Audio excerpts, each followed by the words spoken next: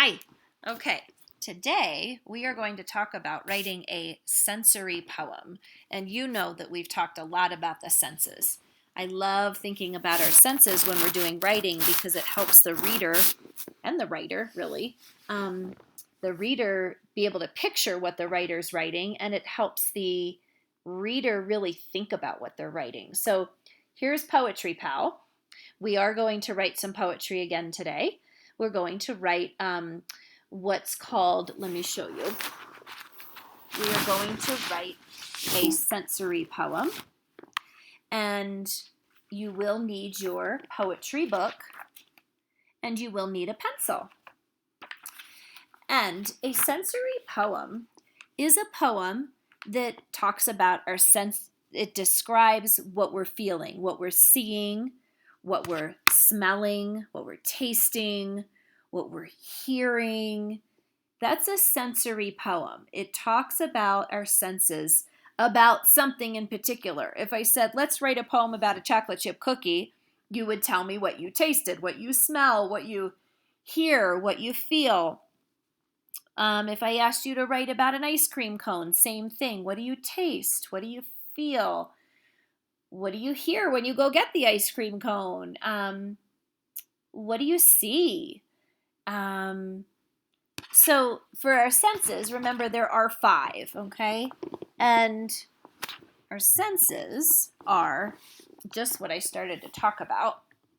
It's what we hear, it's what we see, it's what we feel, it's what we taste, and it's what we smell.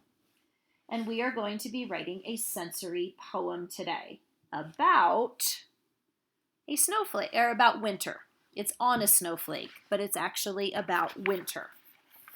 So if you turn to page 15 in your poetry book, there is a picture of a snowflake. And you'll see that it says looks like, feels like, tastes like, sounds like, smells like, and it does say winter here in the center. I wrote over it by accident.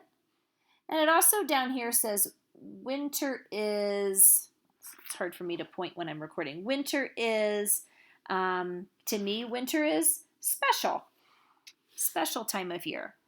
Okay, so what you're going to do is fill in all the spaces of the snowflake, of what you have for your senses, what it smells like, what does it sound like.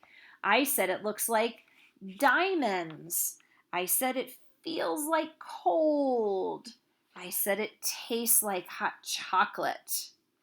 And I'm going to say that winter is special to me. And then I'm going to say that it smells like, I'm going to just say clean air. It always smells just so clean to me. Clean air.